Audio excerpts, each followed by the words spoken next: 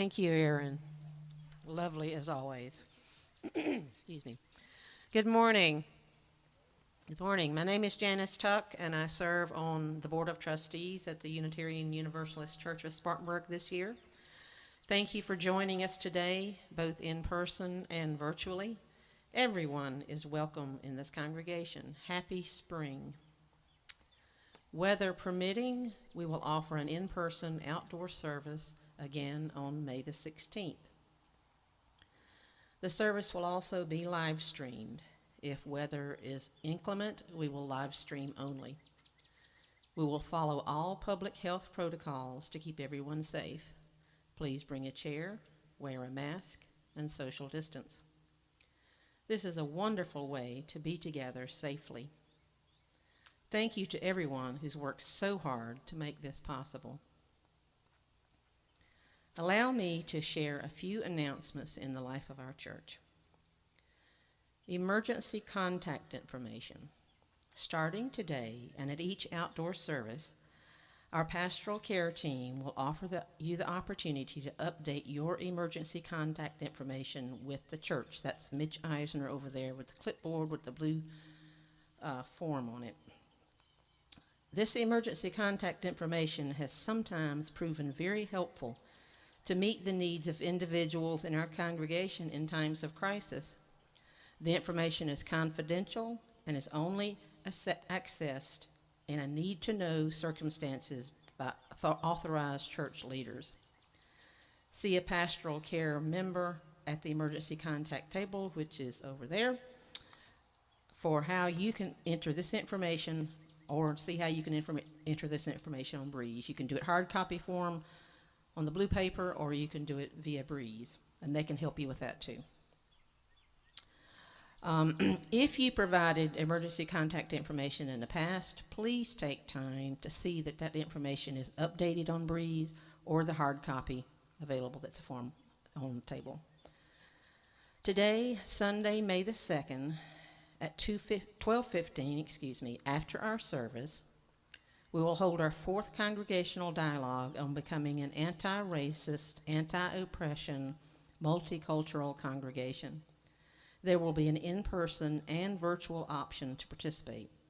If you would like to join virtually, the Zoom link may be found in the happenings.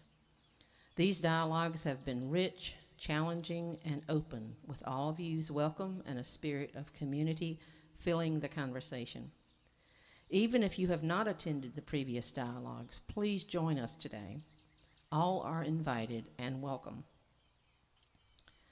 Our church retreat at the mountain is scheduled for October the 29th to the 31st, 2021. If we are far enough along in the pandemic with vaccination and immunity, this retreat is planned to take place.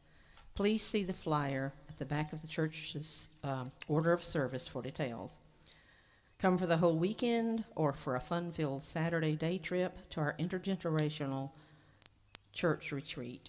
Our theme is beloved community, and we will spend our time relaxing, hiking, crafting, playing games, making music, and connecting more deeply with one another. After over a year of quarantine and being apart, this retreat seems needed more than ever. Partial scholarships are available to help with cost. Please see Scott or Sybil for a confidential conversation to request scholarship support. What an amazing congregation this is. Especially in times like these, we need each other. Thank you for being a congregation of care. Thank you for being part of this congregation today. Welcome.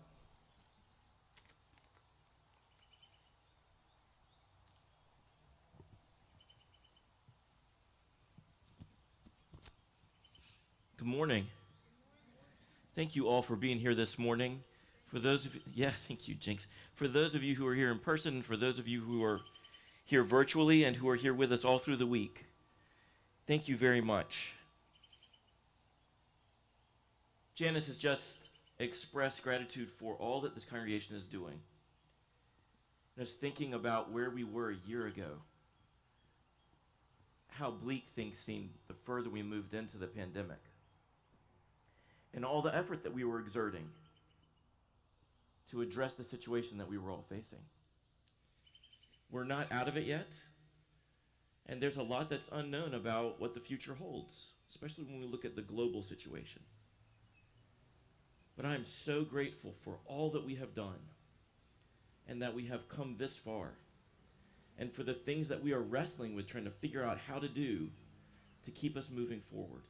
I do want to ask you, just sitting here feeling the weight of a year gone by, think about where we were last May. I want to ask you to give yourselves not just an ovation, but a standing ovation for everything that you have done. It is unbelievable. Please stand up and just clap for all you have done.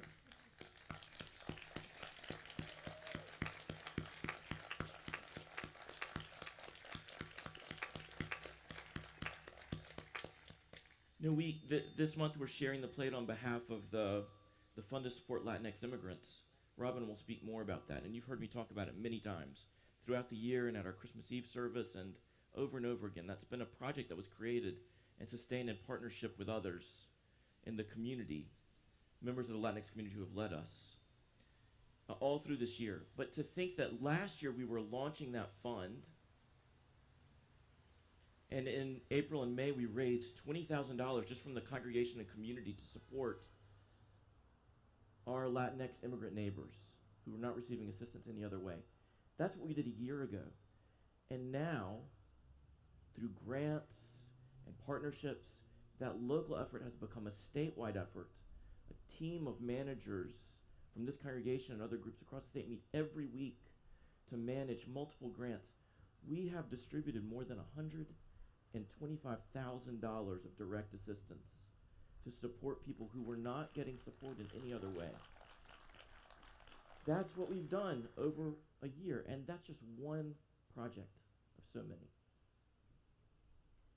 Now, I don't know about you, but on the one hand I feel encouraged, and the other I feel wiped out.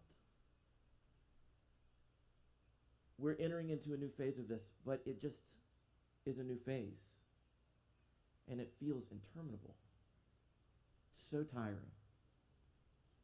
But we got to keep on. We got to find a way to keep on. And the way we can do that is to just keep showing up for each other, right? Like we're doing today. So I want to ask you to do that in a particular way. If you flip to the back of your bulletin, you'll see a flyer. It says the art of social justice. You know, we have this beautiful sanctuary space and a beautiful place to portray art that we can't use right now. That's not what we can do right now.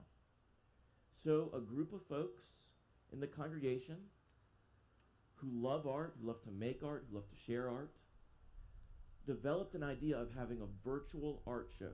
Not in person, none of it is physical, it's all digital. And for months they planned and wrestled and thought, how could we do this? Who would the right partners be? And you can see some of the partners listed on that flyer. They worked so hard. The work of conscience that we're going to do after this, the congregational dialogue on anti-racism, anti-oppression, multiculturalism, they used all of those techniques to figure out how to engage with people different than they were, and how to be of genuine support, and how to find the right language so that they communicated what they intended, rather than inadvertently causing offense or pushing people away. And they revised and revised and revised all this hard work up front to produce a very beautiful, clear idea on the back end. Outstanding work. So many of the things we've tried to do all year long, they brought to bear on this one project. So that on July 4th, and that date is on purpose, through a virtual platform that our own Monty Cannon has developed, and you've seen it through the literary publications that we've done this year, we will present to the community, as far as the digital community expands, a virtual art of social justice art show. Now this is wonderful and good to know about, but they need artists. So here's where you can help. If you are an artist, please send in your work. May 15th is the deadline. I know you may be sitting there thinking, well, not me, but yes, you. Please support them by sharing your work. That's what they want. That's what they're asking. So please respond. And if you're not an artist, but you know one, please don't look at this and say, well, I'm not an artist, and put it aside. Take the flyer or take the online version that you can find on our website and put it in the hands of artists that you know and encourage them to participate. These folks have done so much work. They have thought so hard. They have planned. And they're as wiped out as the rest of us. But they've got a great vision. And if we join them in that, if we support them by sharing our work or by encouraging other artists that we know to join in, then their vision will come to life. And once more in this difficult time, we will feel that energy. We'll feel that surge. We'll feel that beloved community manifest once again. And we will have made another step to a much better day. Let's join these folks in their brilliant vision. That's what this congregation is about.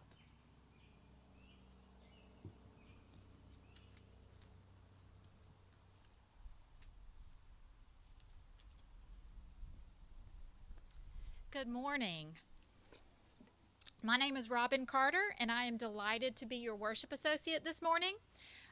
It has been 13 months since I have been able to say that to faces in 3 dimensions, and it is marvelous. It is lovely to see you all here this morning, and for those of you joining us virtually as well. Our reading this morning is the 7 Principles of the Unitarian Universalist Association.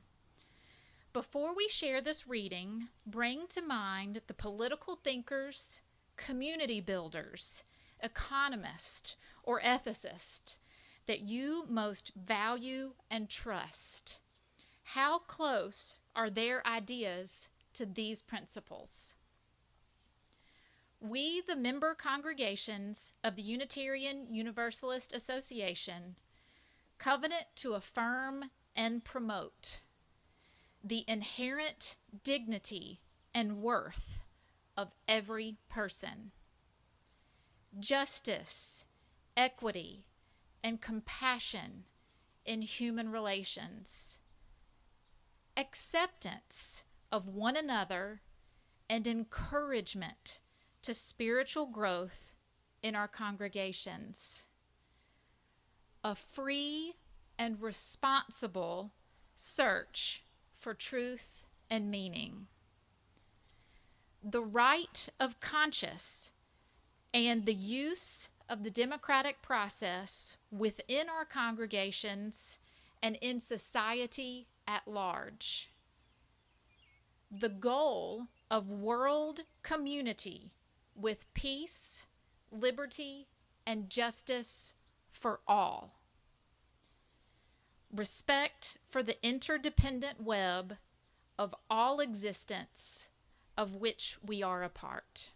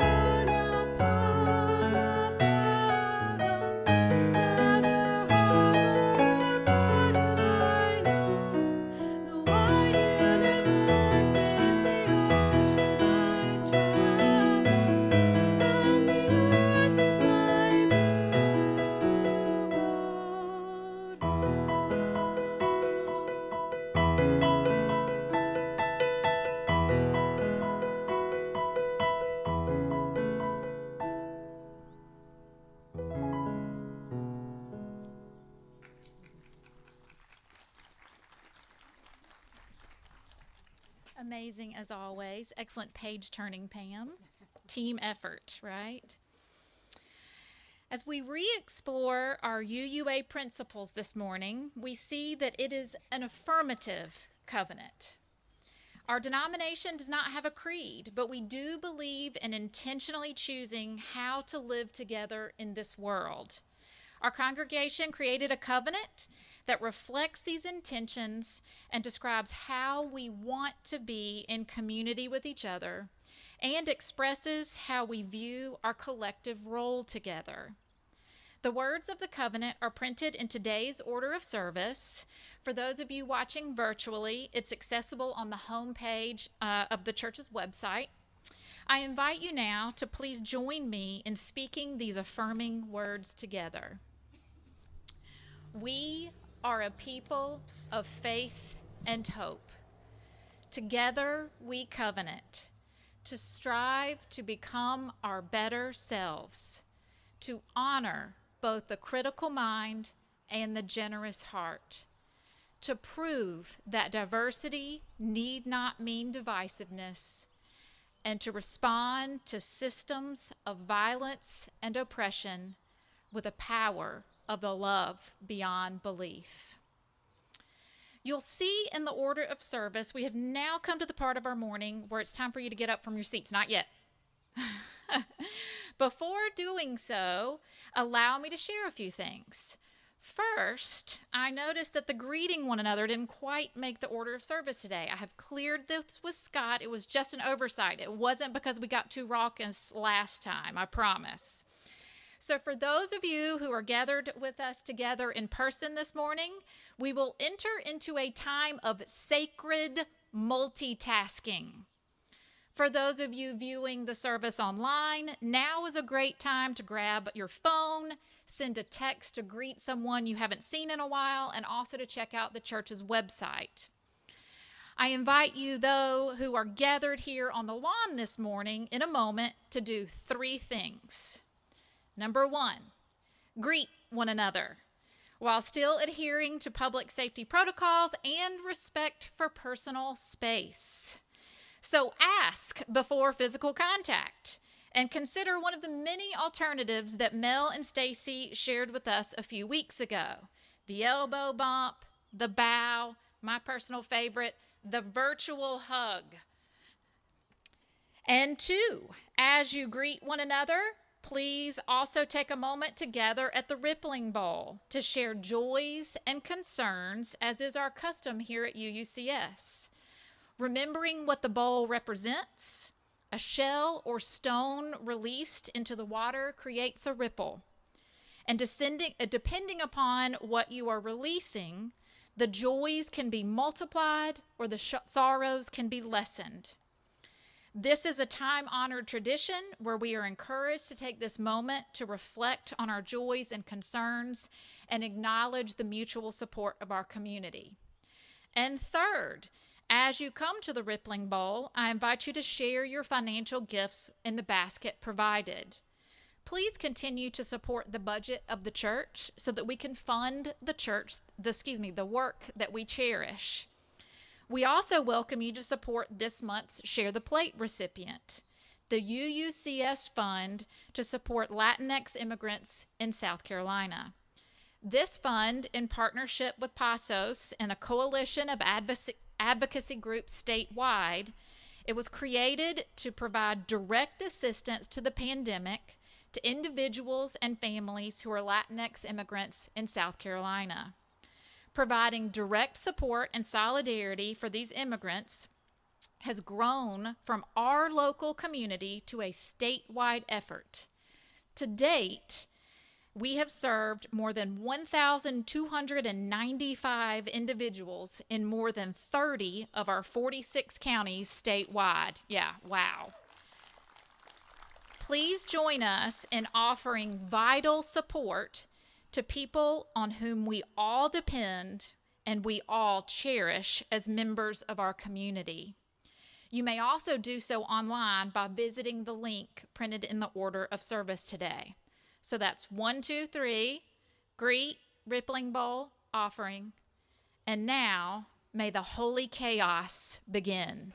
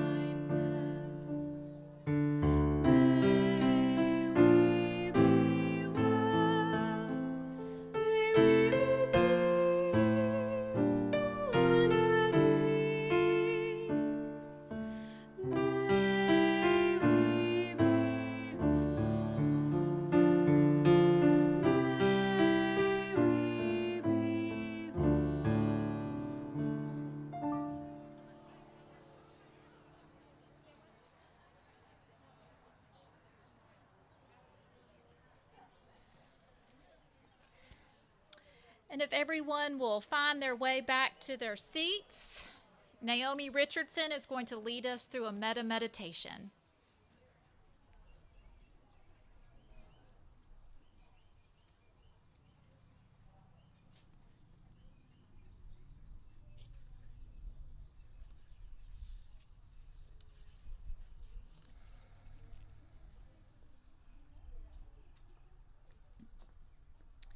When we started doing this metta meditation, it really spoke to me.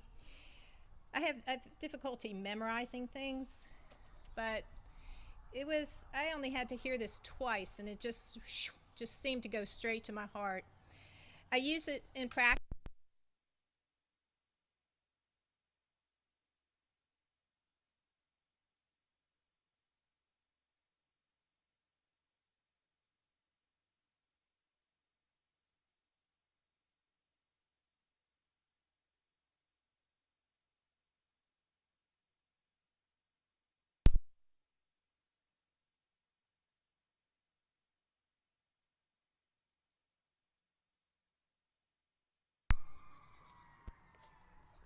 Should I try now? Should be good. Okay, there we go. So I use it in my work and my practice. I have made these little, I do calligraphy, and so I wrote it up and give it to my clients as a blessing. I made a couple extra. I'll set them down on the table if you want it. It does help to have it near a table or something when you're doing your reading or prayer for the day, meditation for the day. So when we begin with a meditation, loving kindness meditation, we begin by expressing love for ourselves. May you be free of suffering. May you be at peace. May you know the joy of your own true nature. May you be healed. May you be a source of healing for all others. May you know love. Then we express love for those for whom we care. May you be free of suffering. May you know peace. May you know the joy of your own true nature. May you be healed. May you be a source of healing for all others. May you know love.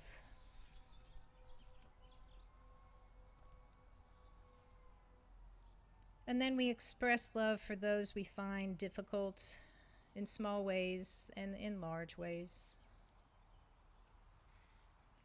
May you be free of suffering. May you be at peace. May you know the joy of your own true nature. May you be healed. May you be a source of healing for all others.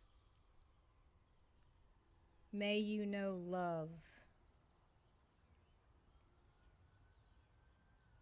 And finally, we express love for all beings, small and large, over the whole earth. May you be free of suffering. May you be at peace. May you know the joy of your own true nature. May you be healed. May you be a source of healing for all others. May you know love.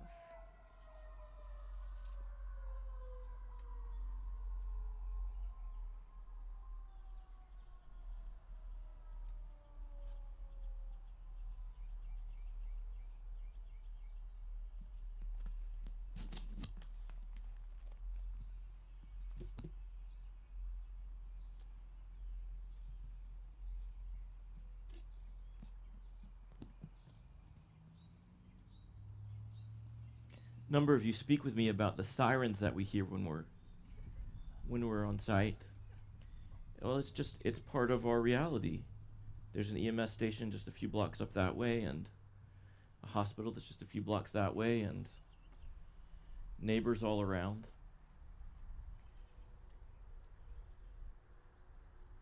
It's an opportunity for us. What a powerful serendipity for Naomi to be leading us in a loving kindness meditation when somebody's having an emergency. So let's share silence together, mindful of all that is around us, and grateful for this sacred grove and the singing birds in the heart of it. Join me in silence.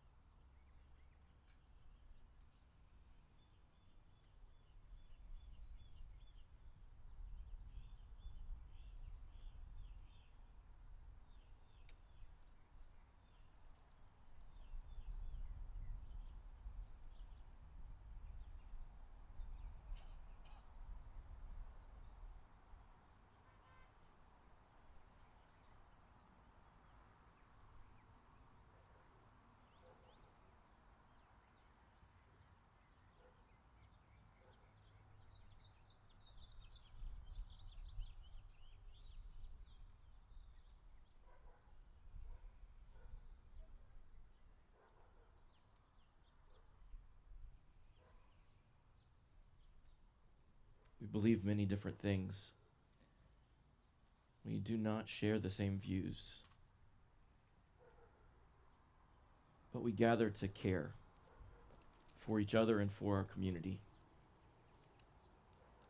So grateful for the opportunities that present themselves for us to do that, for us to care.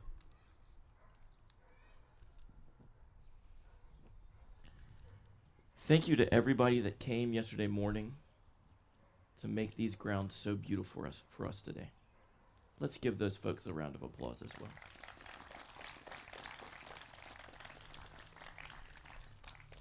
Thank you, everybody.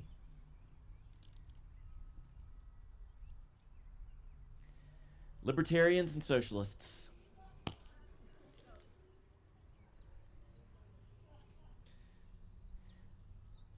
I have a favorite pandemic story. I don't know if you've got a favorite pandemic story, but I've got a favorite pandemic story, and this is the pandemic story. Last year, about this time, when we were all realizing that we were in it, not just in it for the long haul, but I mean, just visualize the image. We were in it, right? Knee deep and sinking. And public health protocols were trying to catch up and to help us know what to do. And state legislatures were fighting, and governors were issuing mandates, and all kinds of things were happening, right? There was so much. So just think about the chaos and the warp speed of it all. It blows my mind to remember a year ago. So in the midst of that, we were where we are in the church year, wrapping up this church year, getting ready to go into a new church year, getting ready to go through the annual meeting and vote on our budget and all of that. That's going to be on June 6th this year, not January. June 6th this year, a month from today. And Rick Honnenberg was finishing his term as president.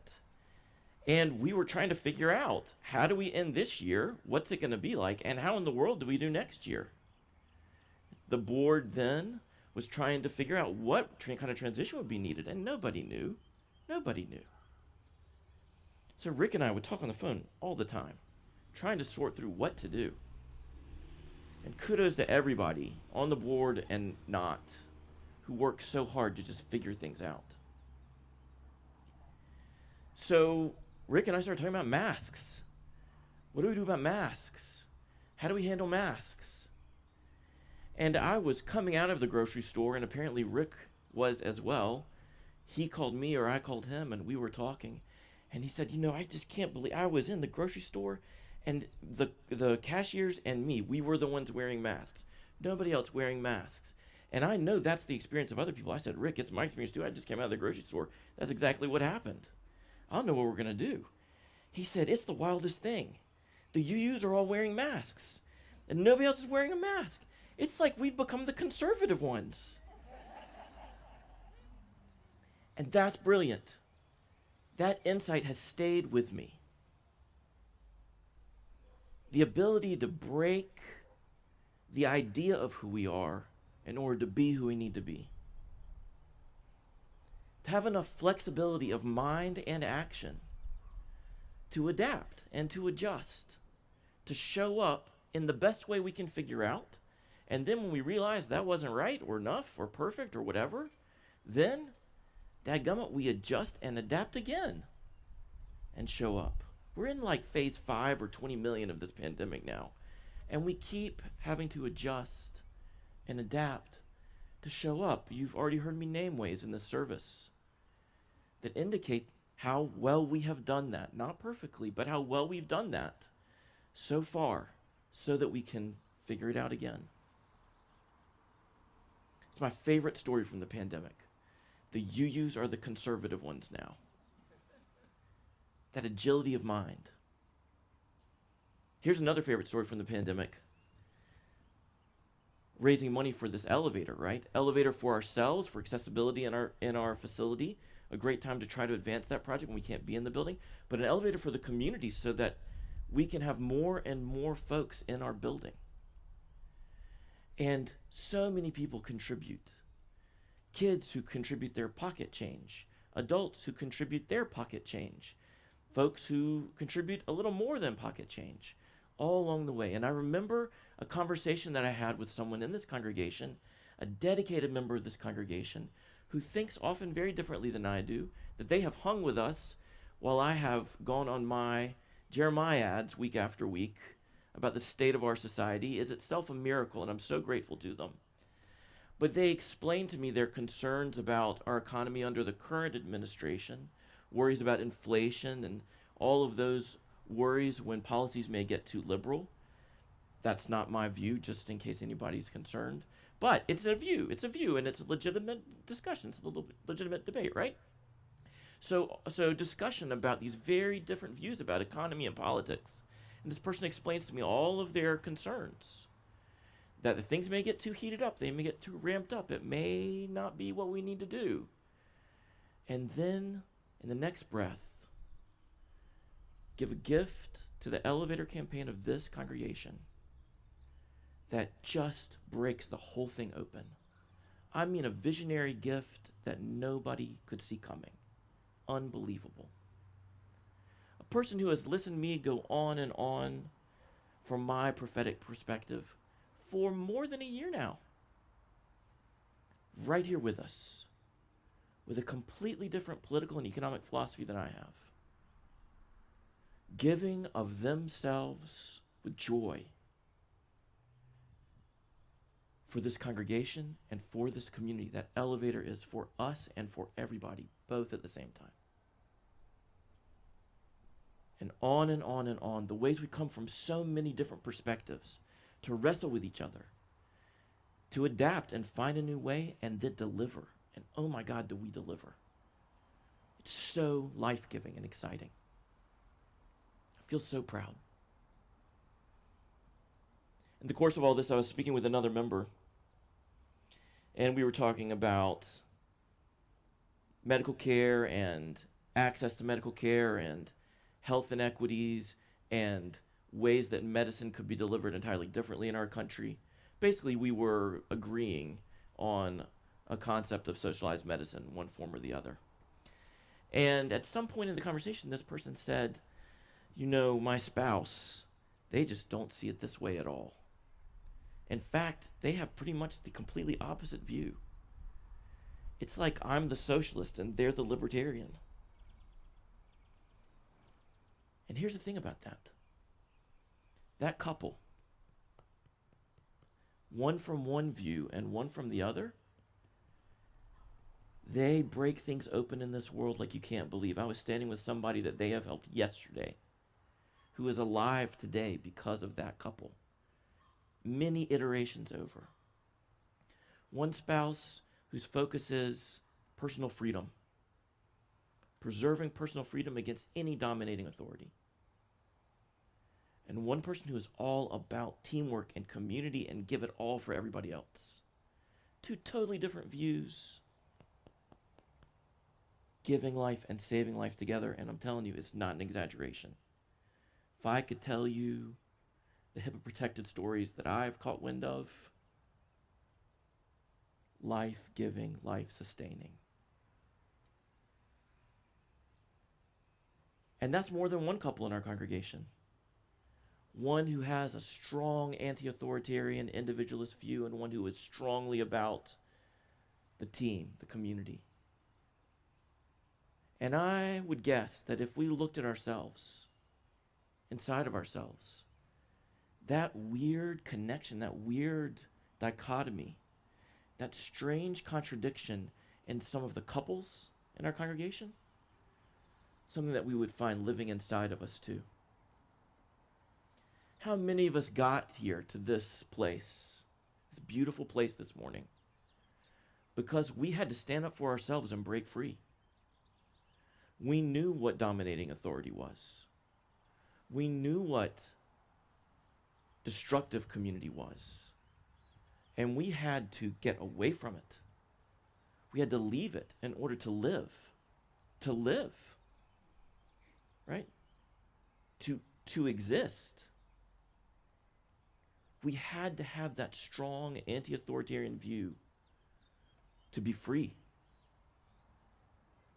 And we chose community, a place that insists on sharing and partnership and working together, of finding a way together. Libertarians and socialists inside each one of us. Strange. This vital contradiction that lives in us. We hear in the world around us people fighting with each other. The president gives a speech last May or this May, and the media circus goes to town on him. You can choose your political philosophy and your president. And the media responds pretty much the same way. These polarities, these disparities, these unresolved contradictions and fights, this violence in our society.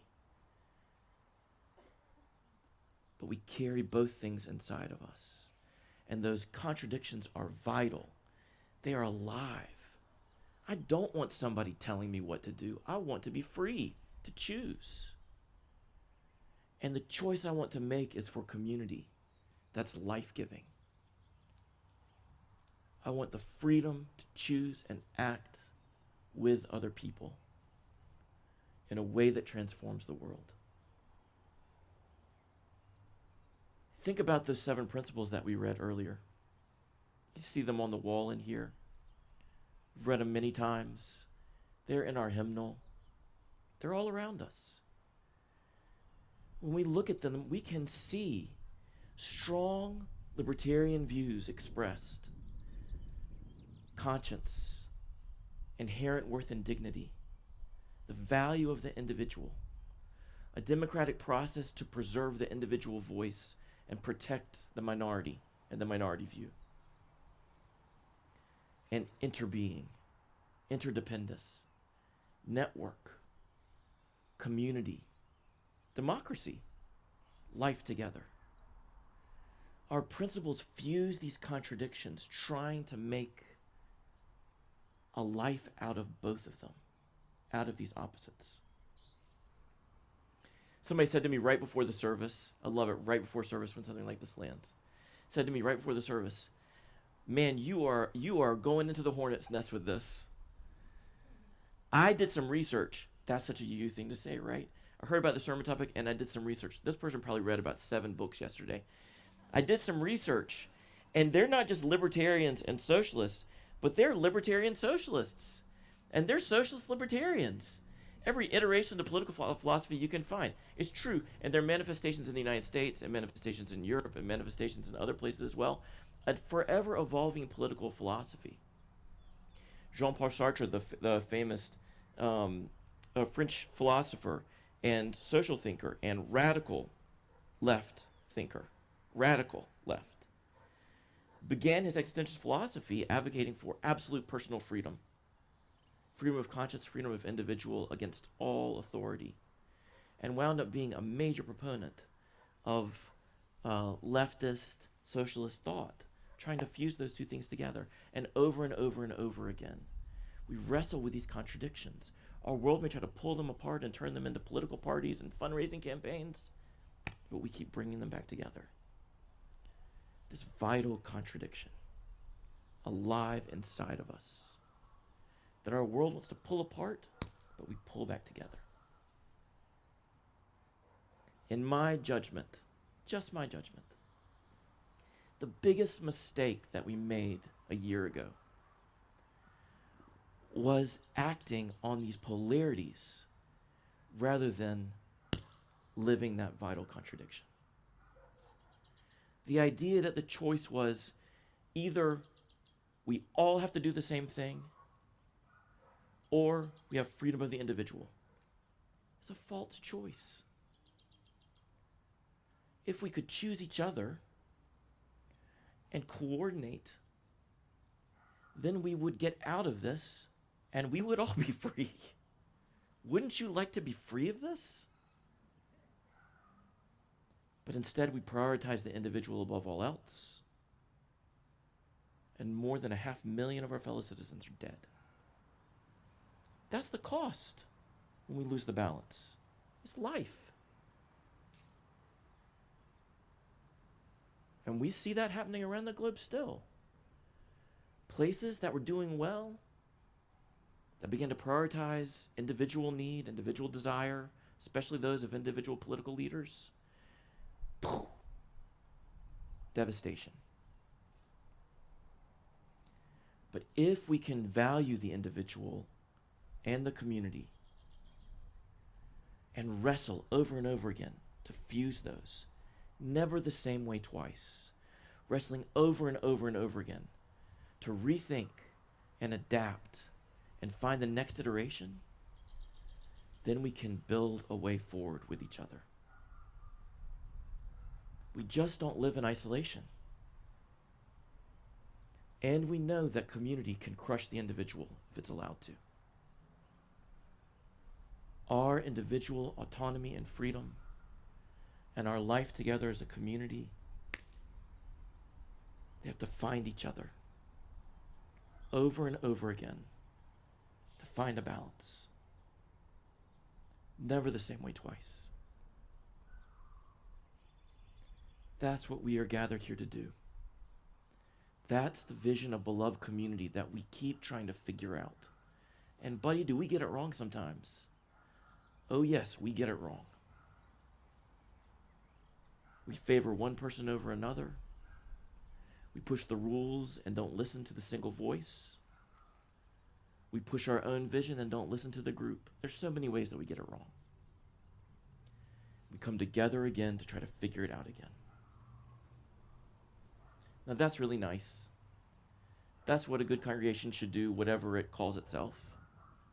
Whatever its branch and make and model, right? But think about our world. Think about our nation. When we lose the balance, life is lost. When we don't find each other, opportunities are squandered. There's so much as a society that we could do so much better if we could just find the way. When a small group of people like this values the absolute freedom of each other, of every single person, their inherent worth and dignity, values everything about us that is different, our ethnicity, our race, our gender, our sexual orientation, our views, our beliefs, our philosophies, our backgrounds, our money, our jobs, our vision of the world, every bit of it, and all the things that I forgot to name, every bit of it, when we value each individual as an absolute value in and of themselves, and continually invite the individual into the group, not so the group can dominate and dictate, but so that we can connect and give life to each other. Absolute freedom and the common good together. That beloved community gives life. There are people sitting here with us right now who are alive because of it. And people who are one phone call away who are alive because of it. And people dying in this community and in this nation and in this world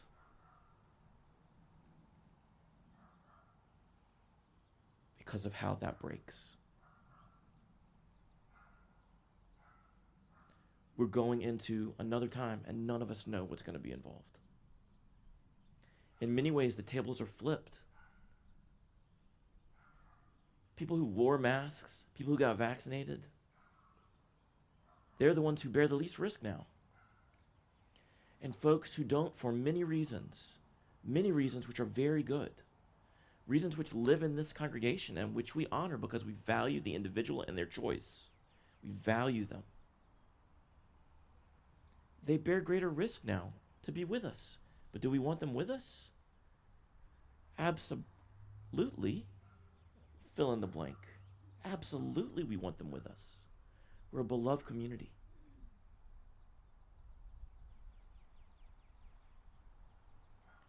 A couple weeks ago when we gathered, right before we gathered,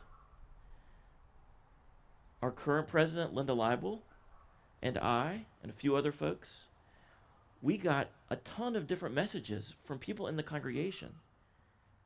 Not one person, multiple people, all with different views about what the next step needed to be. Can you imagine the weight of trying to figure that out? How do we help everybody stick together and know that we care about them when so many different people have so many different individual views? We're entering a new phase, the 250 millionth phase or whatever the heck it is. And we have a whole new set of questions to figure out. We are here to value every single one of us and all of us together to adapt and find the next step. It sounds impossible, but think back to last May and all of the intervening months. We have done it over and over again. We are a congregation that thrives in paradox. We have done it, and we can do it again. We can create this beloved community again, not perfectly, but again. And if we hang with it and wrestle with it and find the next iteration, it will give life. And it will save life. In this sacred grove, out there in the circling sirens, and around the entire blue boat that is our shared home.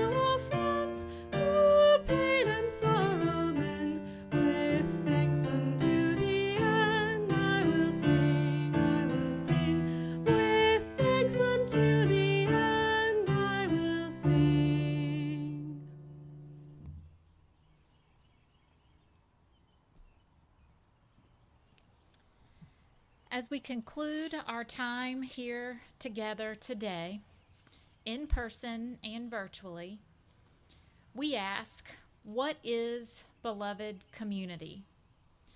Please follow along with me as I read from the 8th principle of Unitarian Universalism. Beloved community happens when people of diverse racial, ethnic, educational, class, gender, sexual orientation, backgrounds, and identities come together in an interdependent relationship of love, mutual respect, and care that seeks to realize justice within the community and in the broader world.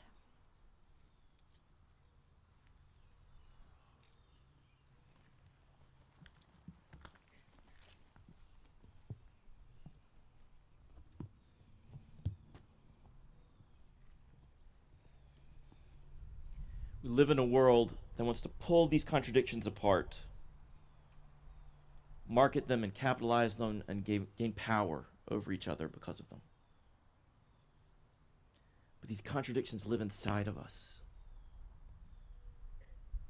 Both things together, forever unresolved, wrestling them into a new iteration, so that we and all of us and all beings can live, wrestle for life.